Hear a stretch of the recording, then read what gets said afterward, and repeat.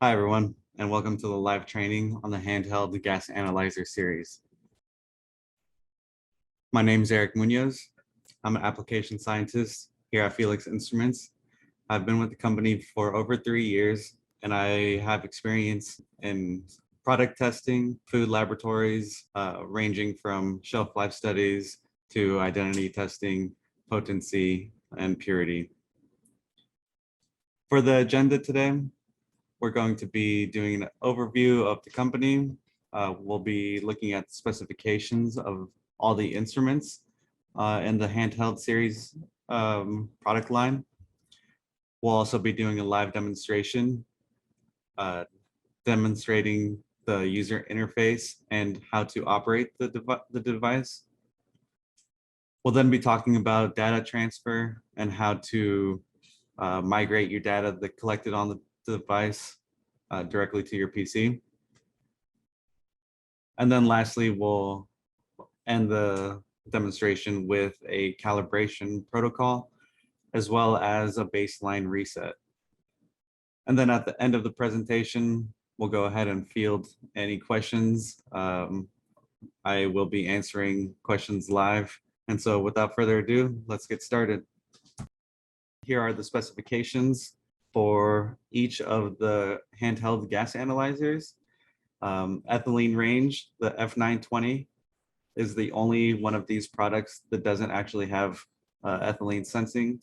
And so if you're more geared towards analyzing CO2, oxygen levels, and you're not really looking at the plant hormone ethylene, then the F920 may be better suited for your necessities. The other three instruments are the F940, F950, and F960, each ranging and having functionality in a different ethylene sensing range. For the 940, has a ethylene range of 0 to 10 parts per million. The F950 is a medium range, which is 0 to 200 parts per million. And the F960 is 0 to 1,000 parts per million. With each differing range in ethylene, each instrument also has a different resolution spec, as well as a lower limit detection. To view these more detailed specifications, you can visit us at felixinstruments.com. The rest of the specifications, along with the ones in view here, will be available there.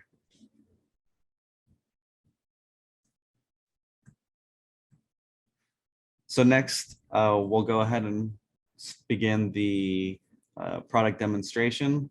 Here's a quick little outline of the menu navigation. So upon powering on the device, you have three menu options: measure, setup, and file. Measure is you will immediately begin taking a measurement.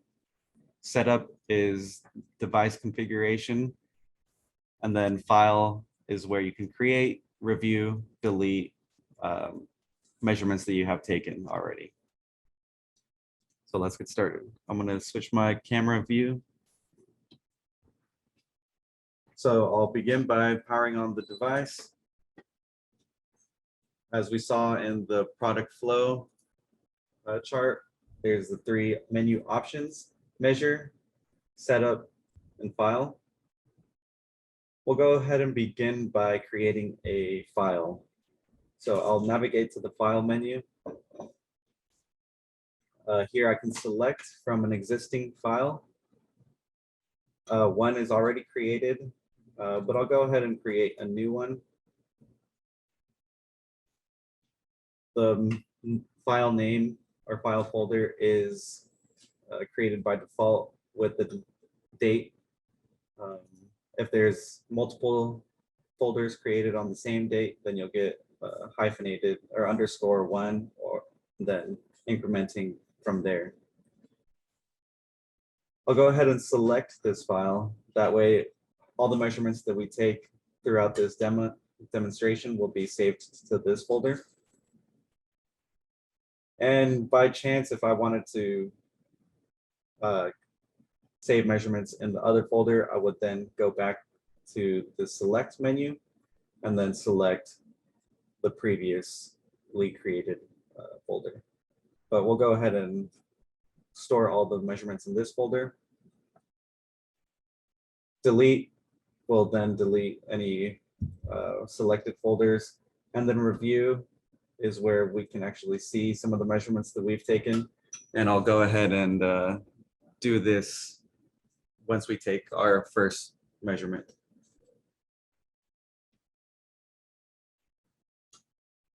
Next, I'm going to begin a measurement. So you have two options: either push the right arrow where it says measure, or push the actual measurement button.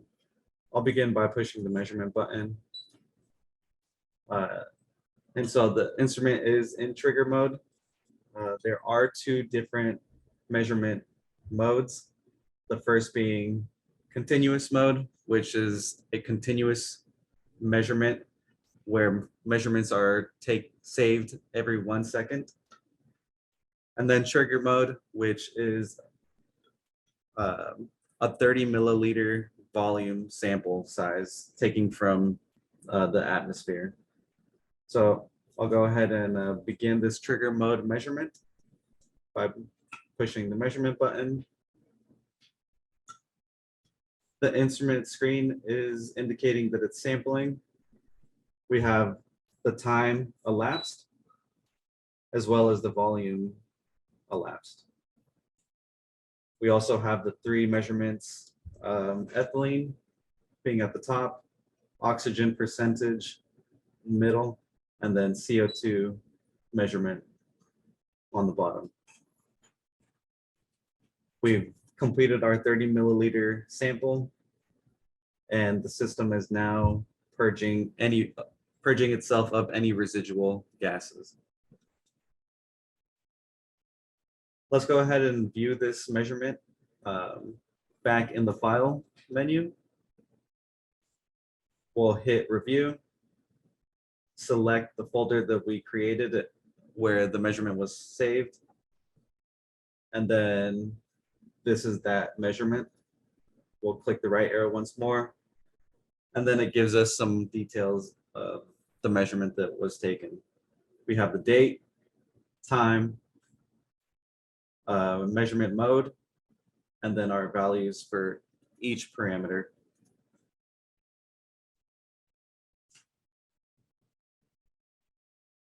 We'll return back to the main menu, and then next we'll go ahead and enter the setup menu where we can configure the device.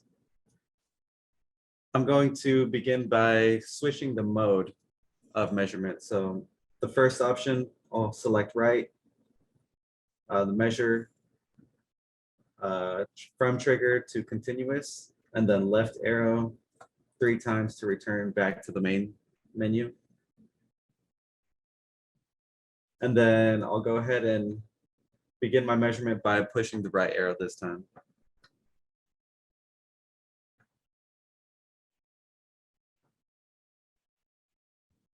As we can see, the instrument is taking continuous measurements at 1 second intervals.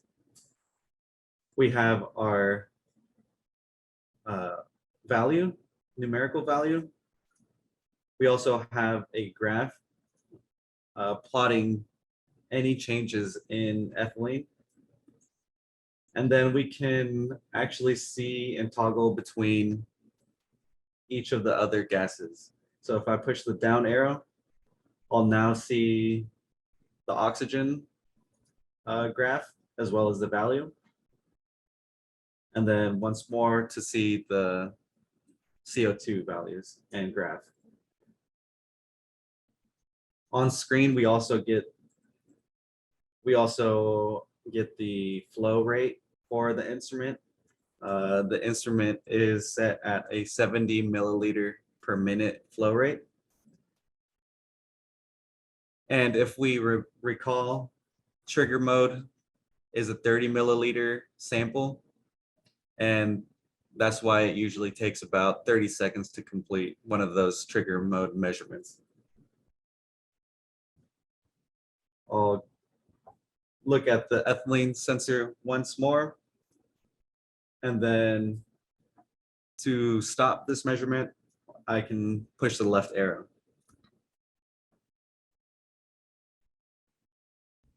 This measurement is saved along with the other trigger mode measurement.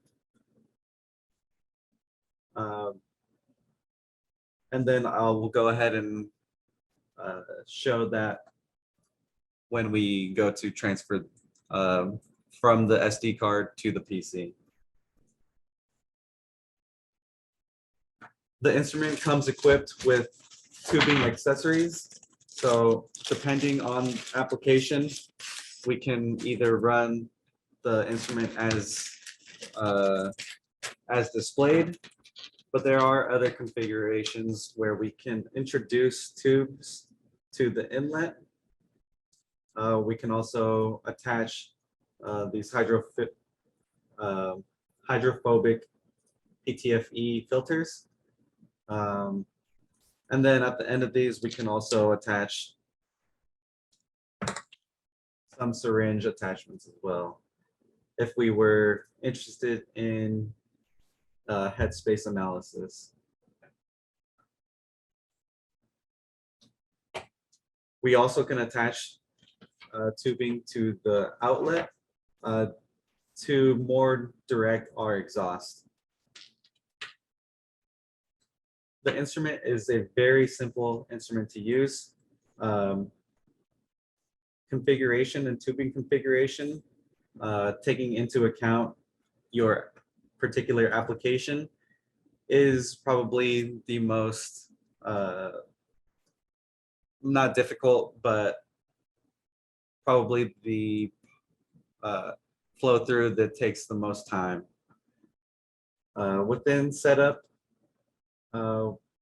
we can also reset the baseline. We can also calibrate the instrument using a 2-point calibration, span calibration protocol.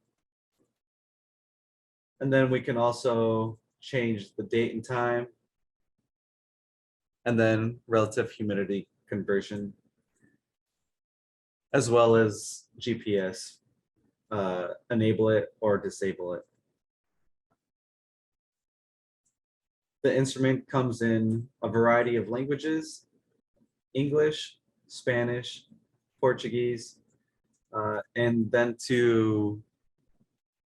the instrument must be restarted in order for these changes to take effect.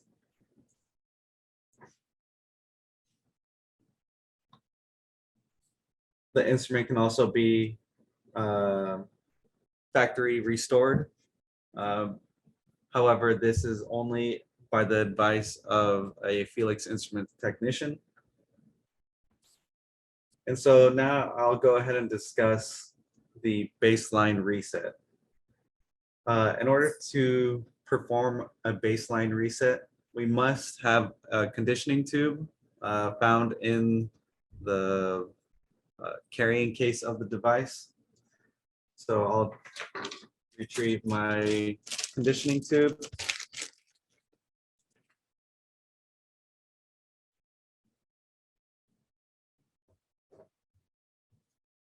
The clear chamber is our conditioning tube. This is either filled with potassium permanganate or soda lime, depending on the sensor that we are restoring. So to purge the system of any residual ethylene that may be found in the system, we use a potassium permanganate pellets such as these. This is a good example of how your potassium permanganate should not look. So this is a very old potassium permanganate. It's been saturated by the atmosphere.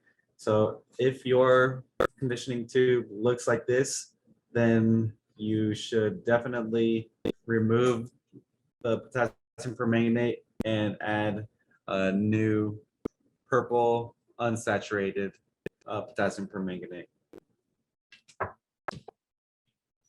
We also have soda lime, which will purge the system of any residual CO2. To use the conditioning tube, we'll go ahead and attach it to the inlet.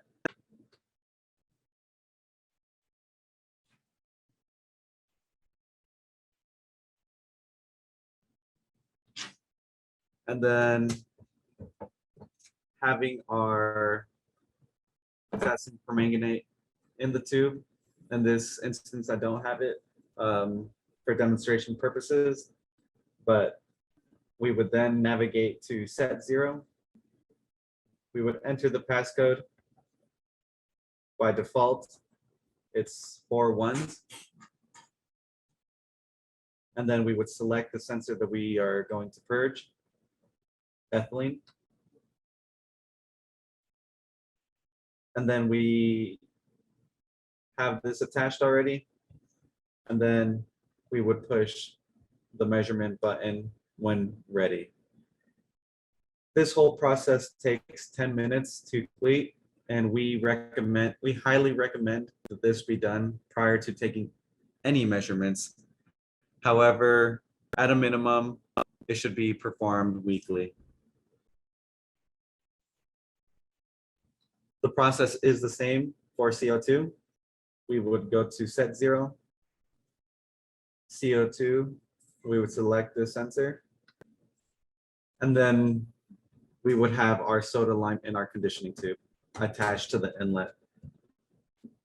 The outlet, this will be not a closed loop, so we are only attaching the conditioning tube to the inlet and having the outlet exhaust into the atmosphere. Once everything is set up, we can then push the measurement button, and this process takes a little bit less time, about half the time that it would take for the ethylene scrubbing.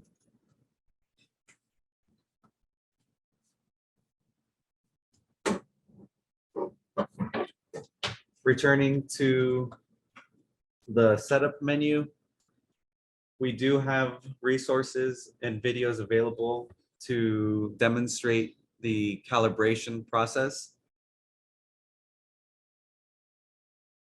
To perform a calibration, you will need your Felix gas analyzer, tubing accessories kit, and the proper standard gas supply.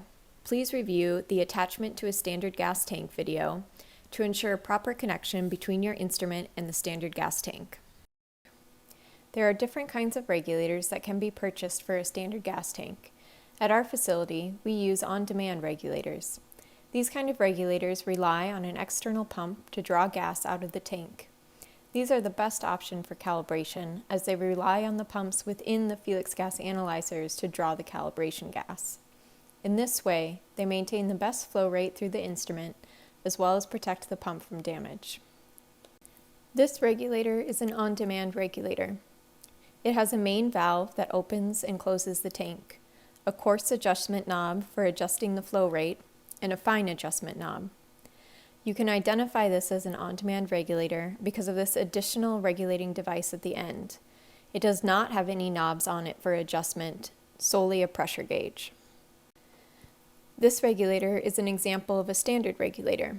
There is still the main valve that opens and closes the tank, a coarse adjustment knob, and a fine adjustment knob. However, you'll notice that there is no additional regulator. If you are using a standard regulator, you must use a T-junction in the tubing when connecting to the intake of the gas analyzer. This is supplied in the tubing accessories kit included with your instrument. One end attaches directly to the standard gas tank. In the middle of the tubing is the T-junction to release any excess pressure from the tank. This protects the instrument. The other end will need a male lure lock on it to screw into the intake of your Felix gas analyzer. This is another example of what an on-demand regulator may look like. Again, the identifying factor here is that there is a main valve to open and close the tank, but no pressure adjustment options on the regulator itself. With this kind of regulator, you can connect one end of the tubing directly to the tank and the other end directly to the intake of the Felix gas analyzer without the need for a T-junction. To recap, identify if the regulator on your standard gas tank is an on-demand regulator or a standard regulator. If not using an on-demand regulator, ensure that you use a T-junction in the tubing between your instrument and the gas tank. Each calibration of a sensor inside the instrument requires 3 steps. The first is to set the baseline, or zero, of the sensor, similar to tarring a balance on a scale. The second is to set the span, or gain, of the sensor with a known concentration of standard gas.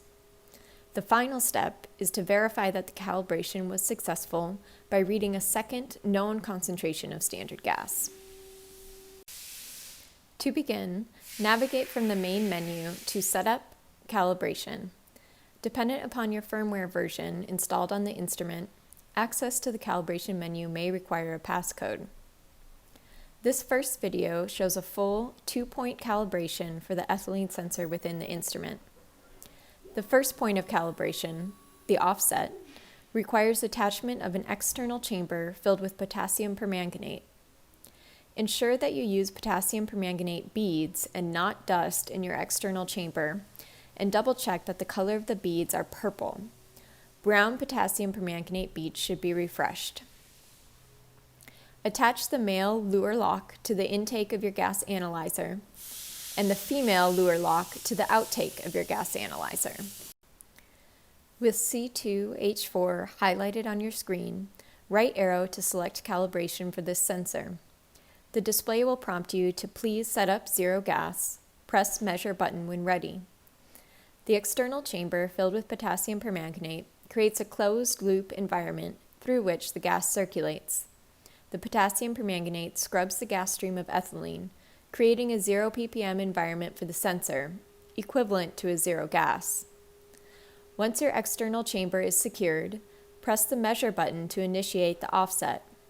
The display will read setting 0 in and give a countdown in seconds to the completion of the offset.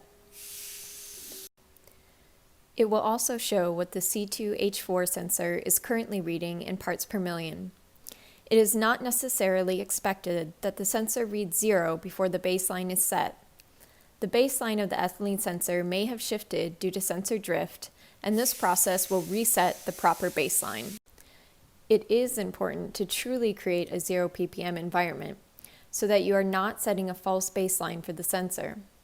Ensure that your potassium permanganate is fresh and that the connection between your external chamber and intake and outtake of the instrument is airtight.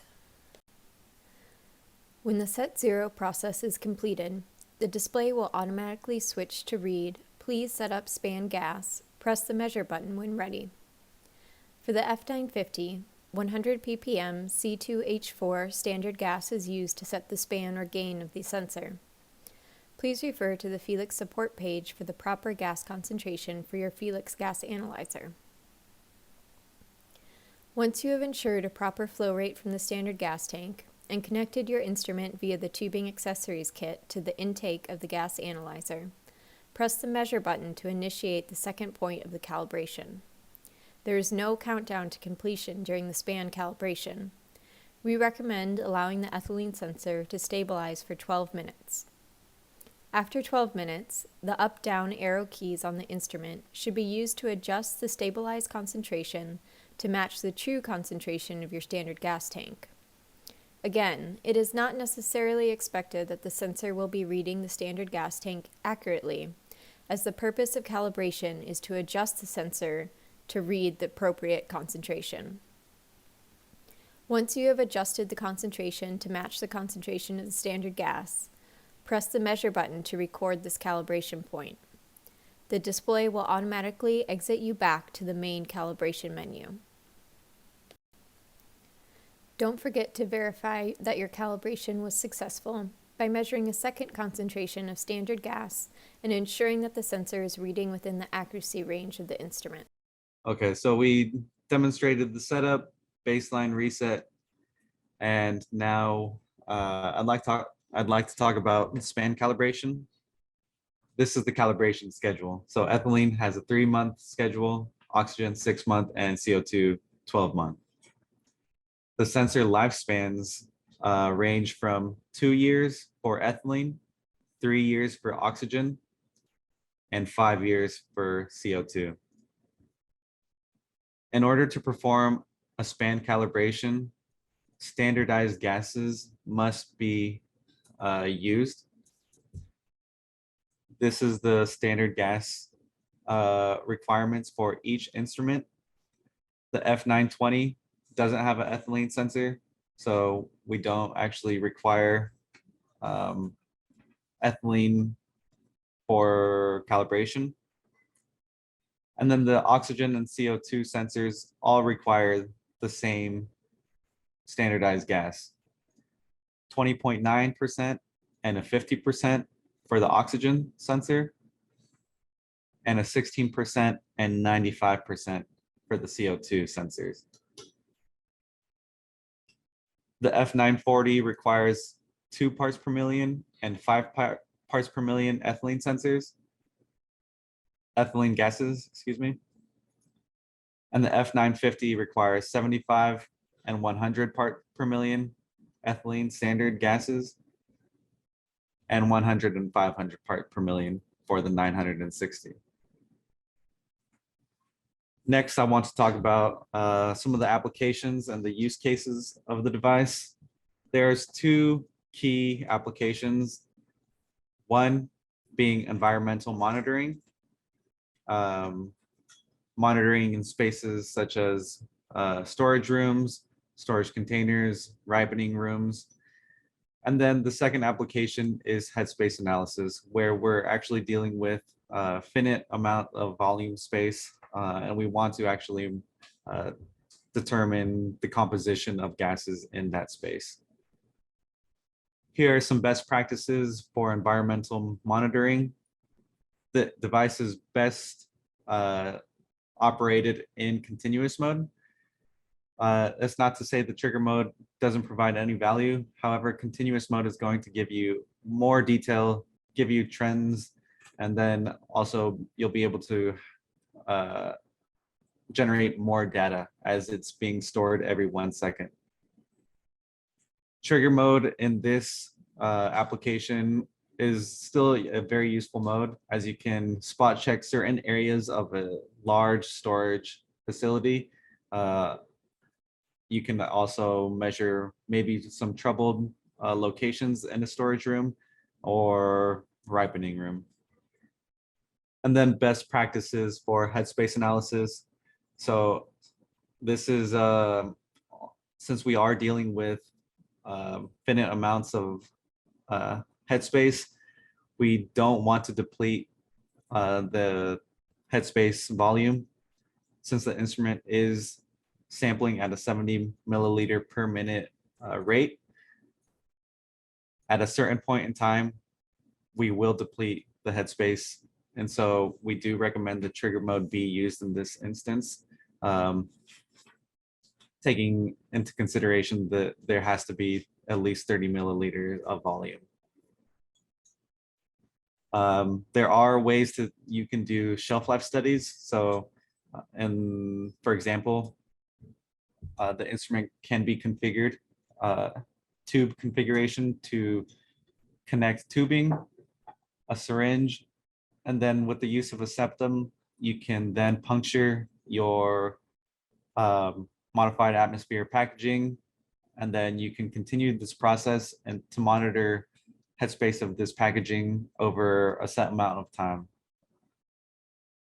Continuous mode still can be used in this application. However, there is a risk of creating a vacuum space in your container.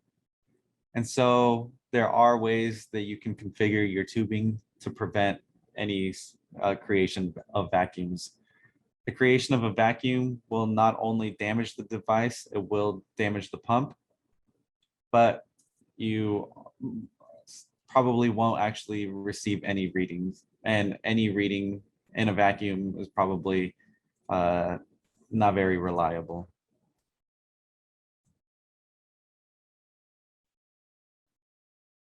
The end of our presentation. We'll now be fielding any questions from the chat box. So I'll go ahead and begin now. Roberto is asking, set 0 is only for oxygen and CO2. What about ethylene? No, so the set 0, restoring the baseline, is only for ethylene and CO2, not for oxygen.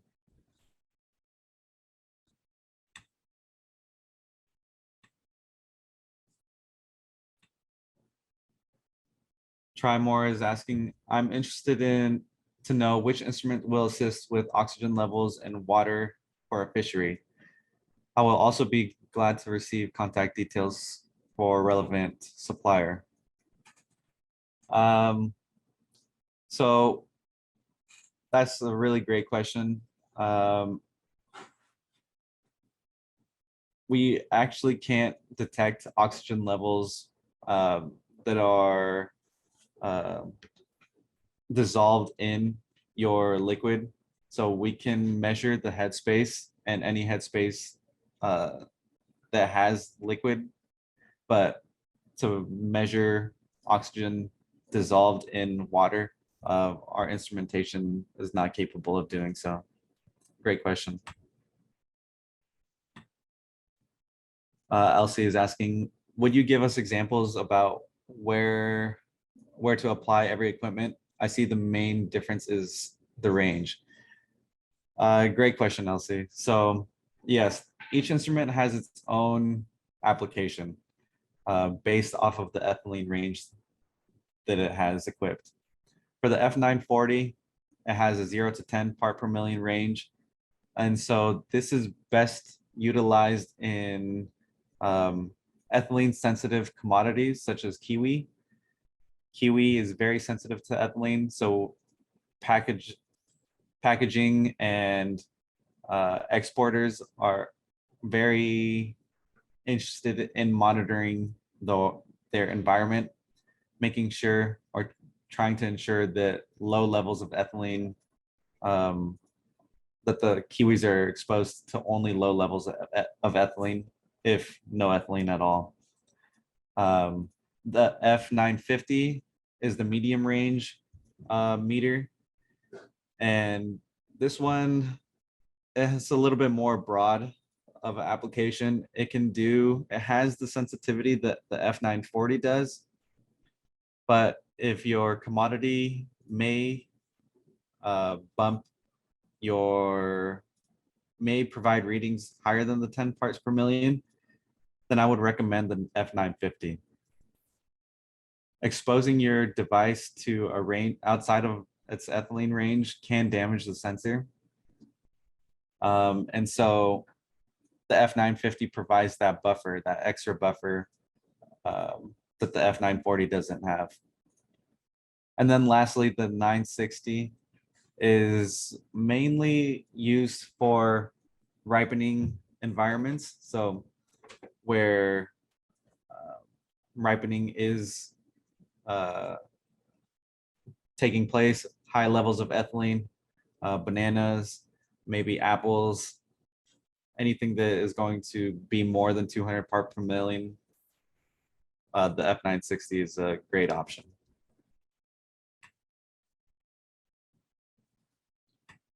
Elsie is asking, what are the advantages of trigger mode? So trigger mode compared to continuous mode is that you can take a small amount of sample. In continuous mode, you're continually pumping your headspace or your environment, so you can actually deplete your gas. Whereas trigger mode, let's say you want to monitor the headspace of a small container, of a jar. It's only going to pull 30 milliliters from that jar, as opposed to continuous mode. it can actually pull all of that gas and then possibly create a vacuum at that point.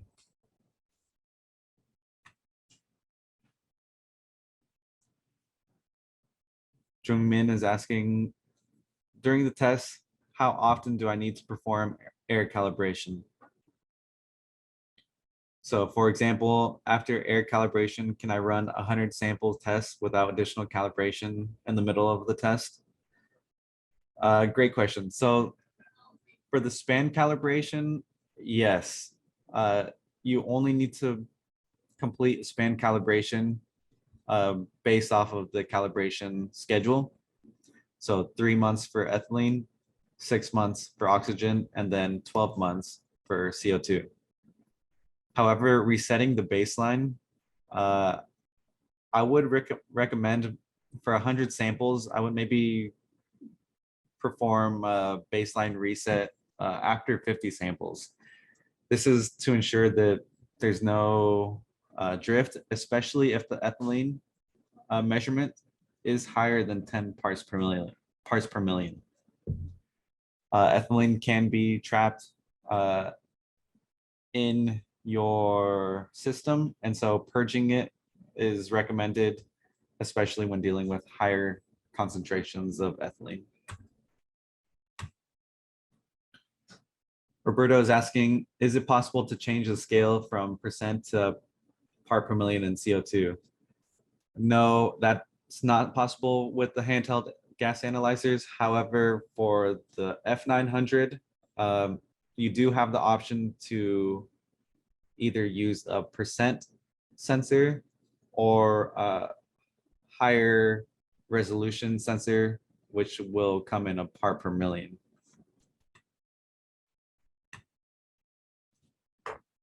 Dr. Sharad is asking, with the help of this, how many gases can we measure from Mango? So we only report the 3 gases, ethylene, CO2, and oxygen. There are volatile organic compounds that the ethylene sensor does. There are interfering gases. And so while the detector may give you if there's interfering gases, it may inflate your ethylene result. There are ways to go and mitigate this influence of those interfering gases by using a PTFE filter. You can also use a water filter that you can attach to the device. The water filter does come included with the instrument, and it's a very simple accessory that you can attach to it. Instructions for doing so are found in the manual.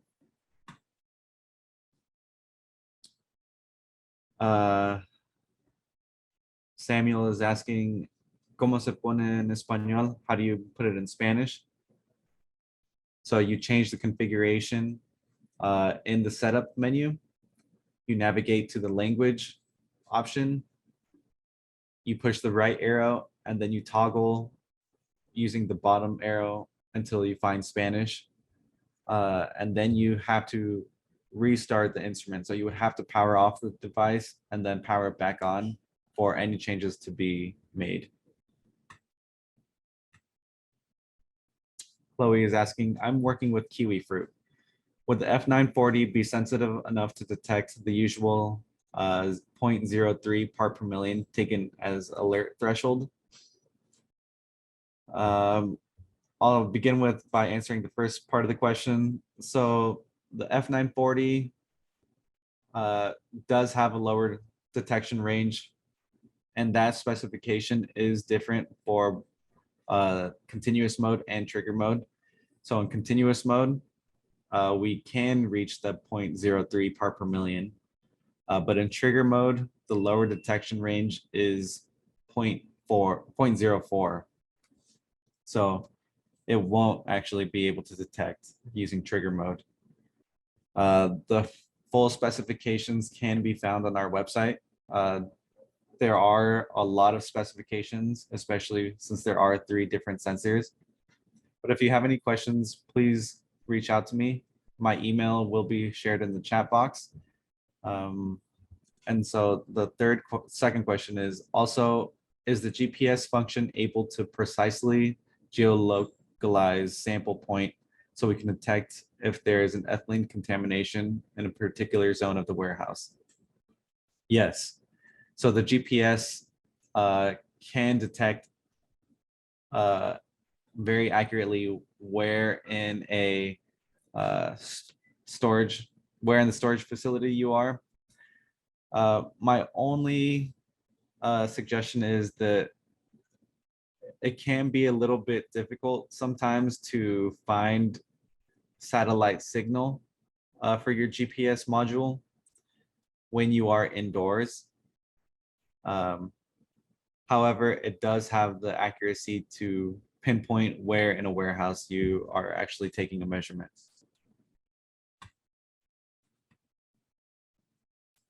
Ganesh is asking, CO2 sensor range in the F950 is up to 20%. Then why we need to calibrate CO2 at 96? No, so the CO2 sensor is actually up to 100 part per million. Sorry, 100%. The F900 has a CO2 sensor that is up to 20%.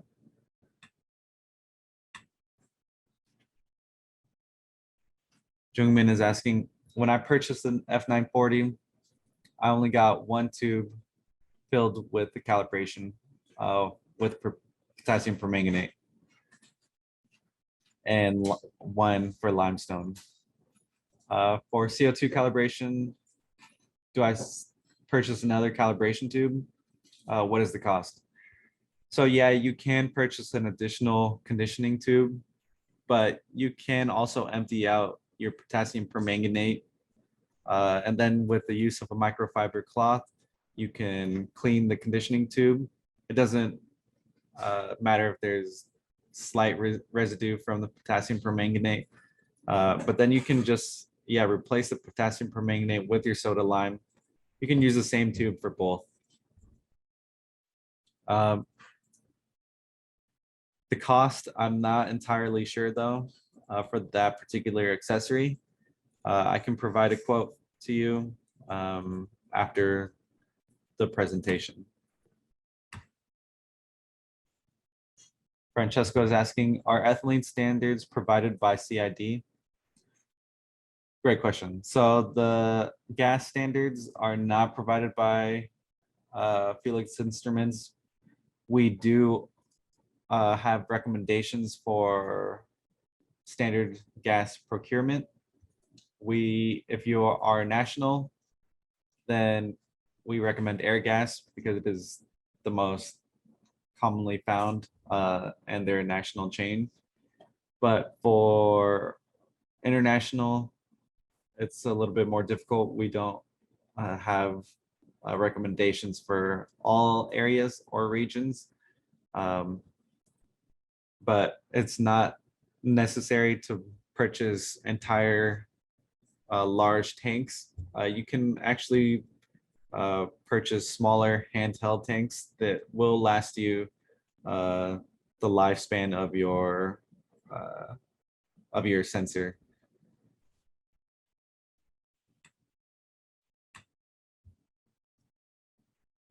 Saranya is asking, hi, while using the instrument, it shows clogged. So if your device is showing a clogged error, there could be a couple of different reasons. You can create a support ticket on our website.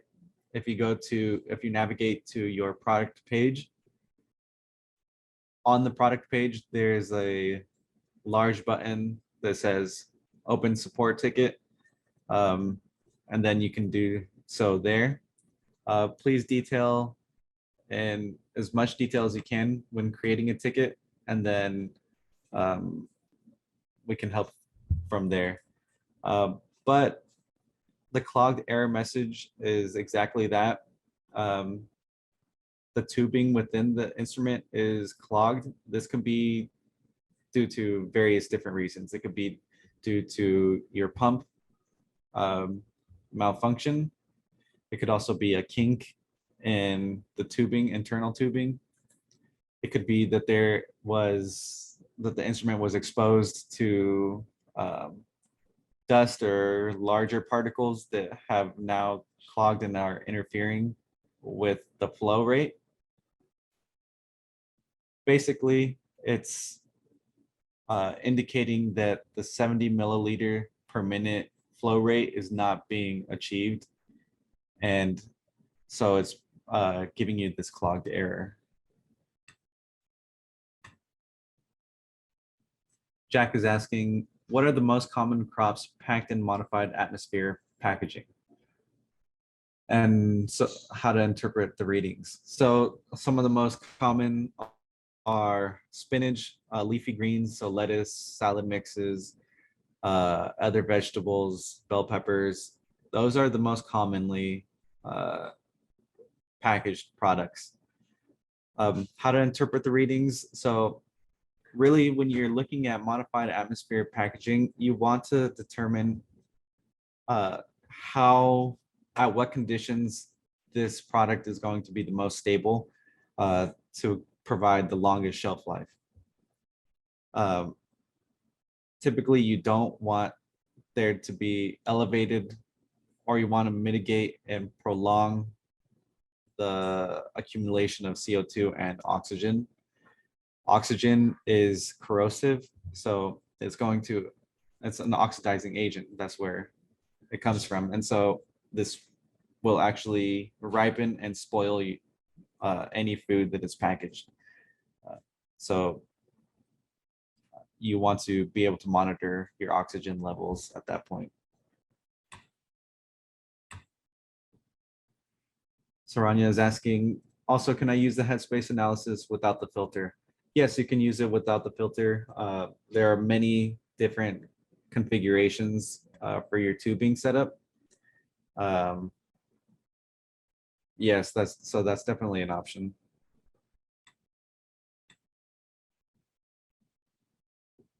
Goretti is asking, it's not clear to me how to calibrate the instrument or if it is factory calibrated.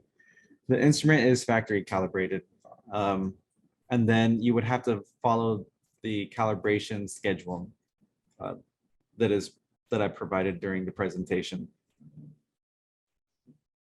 To then calibrate the instrument, I do recommend that you review the video for the span calibration. But essentially, I'll give an annotated description of how this would happen. First, you need standardized gases. You also need a flow regulator that you would attach to your standardized gas tank. You would then connect your instrument to this tank. And then you would navigate to the calibration menu on the device within setup. You select the sensor that you're going to calibrate. So if you want to calibrate ethylene, you select ethylene, and then you connect it to your ethylene standard. Your device will have on display what the reading measurement is. Let's say you're calibrating with a 5 ppm standardized gas, and your instrument will be displaying 4.8 part per million. You will let your sensor stabilize for at least 12 minutes. And then if it continues to read 4.8, you can modify the reading of your instrument by toggling the up arrow 2 times until it reads 5.0 parts per million. At this point, now we've set the instrument reading to our standardized gas.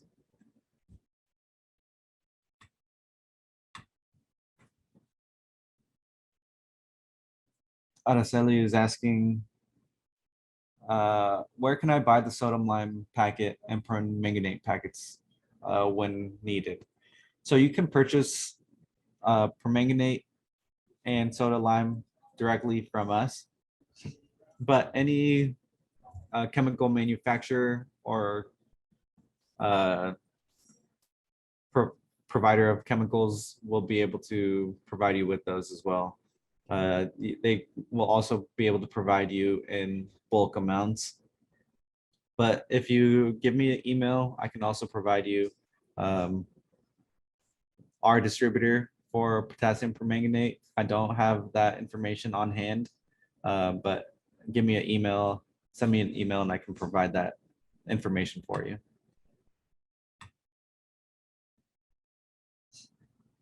Anonymous is asking, which model is most suitable to measure gases for the plant growing under in vitro conditions?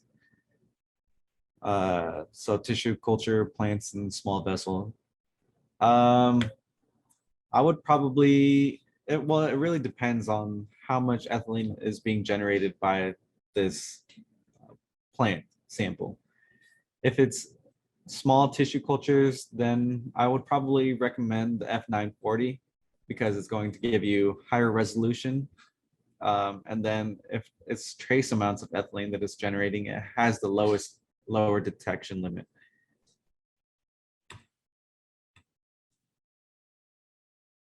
Anonymous is asking, are ethylene standards provided? No, unfortunately, this would have to be procured from a distributor in your region.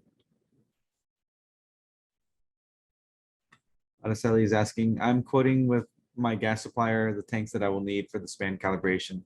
They're asking if the mixture can be made with air or nitrogen.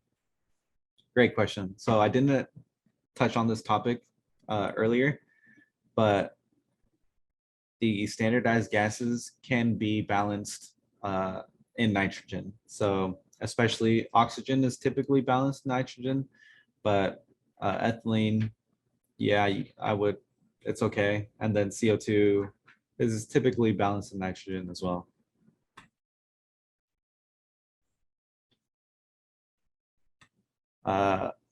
Araceli is asking, if we only use ethylene measurements, do I need to calibrate the CO2 and O2 as frequently? No, that's a great question. So if you're really only worried about the ethylene measurements, then making sure that your ethylene is frequently scrubbed with the conditioning tube, so resetting your baseline, as well as calibrating it on the recommended schedule, then that's all that's necessary. The CO2 and oxygen sensors aren't required to be calibrated for the instrument to function.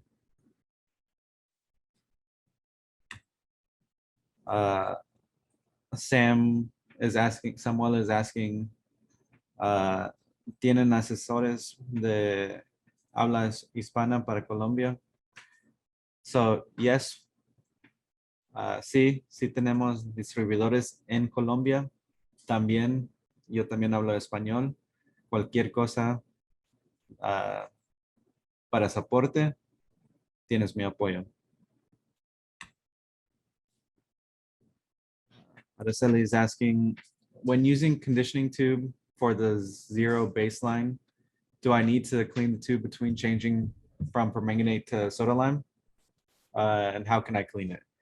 Yes, so you can clean it. We do recommend that you would clean it just because the potassium permanganate and as well as the soda lime can get dusty. And so to avoid any clogging, we want to reduce the amount of dust that actually enters the system. So you can clean the tube by removing the cotton balls from the conditioning tube and then using a microfiber cloth to then kind of floss the conditioning tube and removing any dust particles.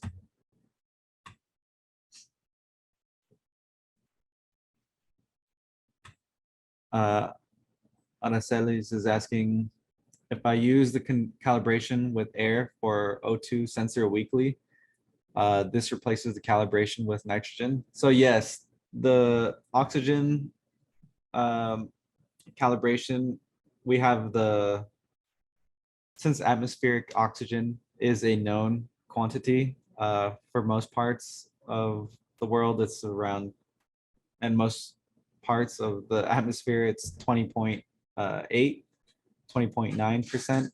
So you can use atmospheric oxygen to calibrate your O2 sensor. The option to do this is in the setup menu. And instead of going to calibration, you would then navigate to the calibrate O2 and air menu option.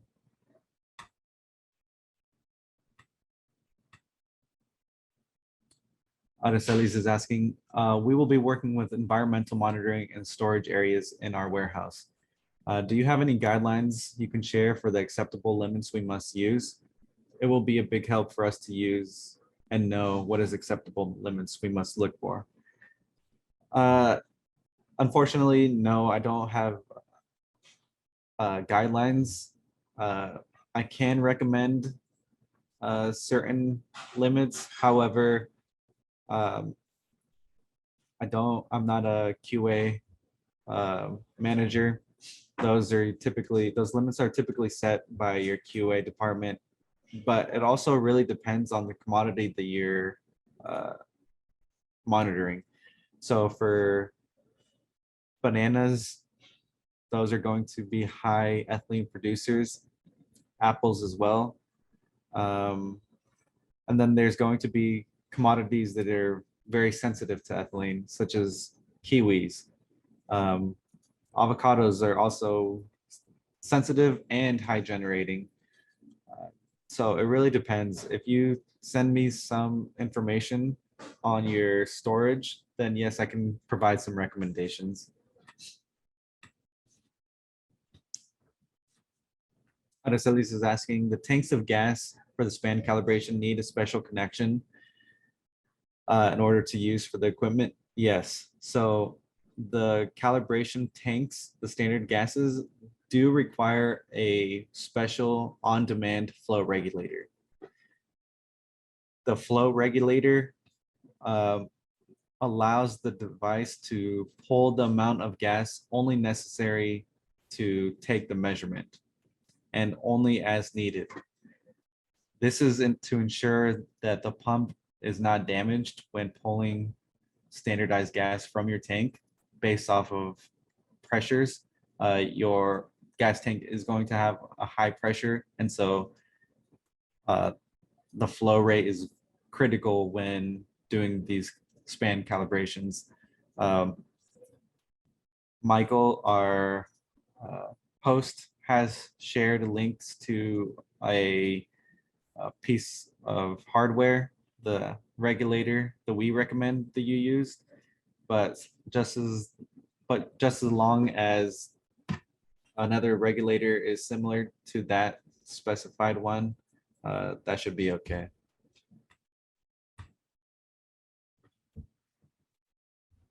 Jack is asking, since oxygen is the major problem, is ethylene measurement relevant with modified atmospheric salad packs?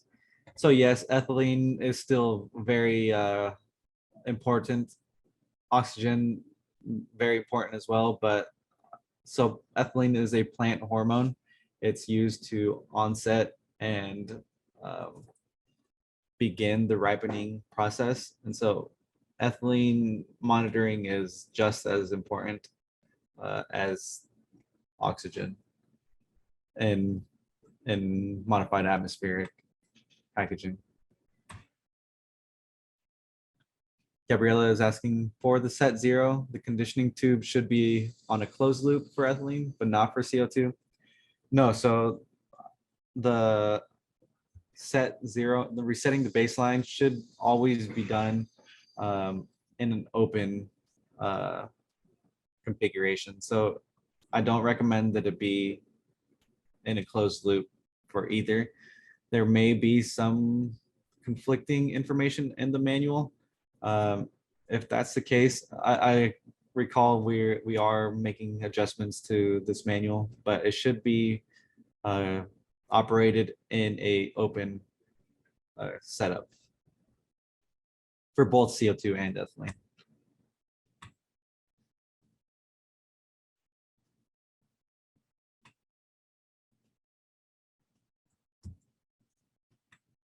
Okay.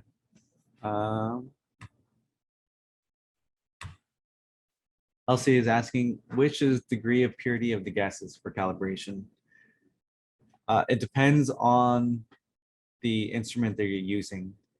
We do have a table outlining the purity and necessary for each of the gases. And this entire presentation will also be available and made available after this presentation. So if you don't have that information, you can see it on the table that is in this presentation. And Michael will share this within a couple of days or a week. I'm not sure when these live presentations are made available. TJ is asking, please send me the purchase guide with chemicals. Yeah, we can do that.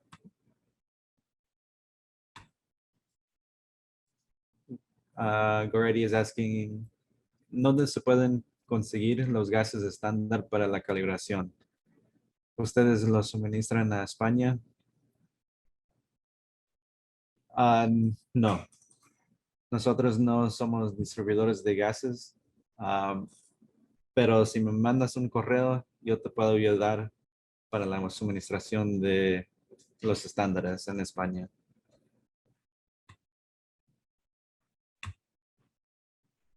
Aracelis is asking, the ethylene sensor has a lifespan of 2 years. Can I replace only the sensor when needed? Yes. So it is 2 years.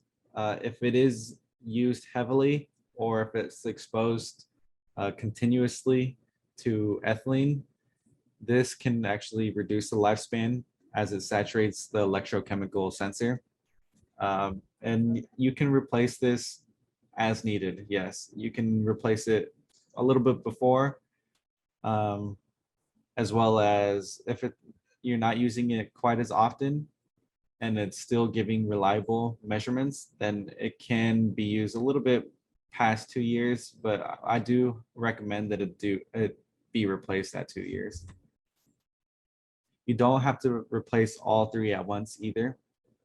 You only need to replace the one at its schedule. Alba is asking, hola, ¿y para Chile también tienes contacto para los gases de calibración? Hola Alba, tenemos distribuidores en Chile, te puedo poner en contacto con ellos. Yo creo que ellos sí tienen contactos para la distribución y suministración de estándares.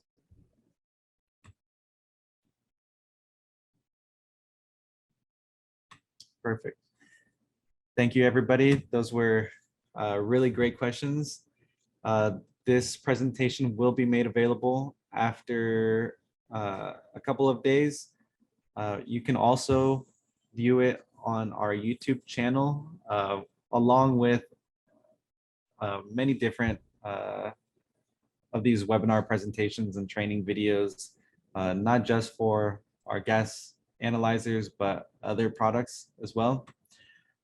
Please visit us at our website, felixinstruments.com.